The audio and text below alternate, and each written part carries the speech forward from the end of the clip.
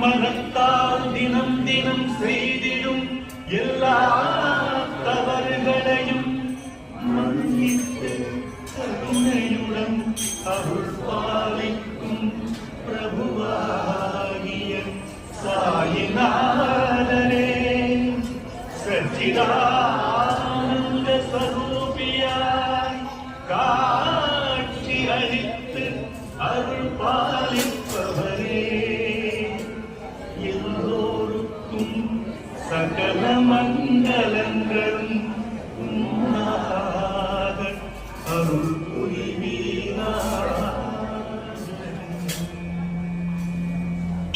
Shri सच्चिदानंद सद्गुरु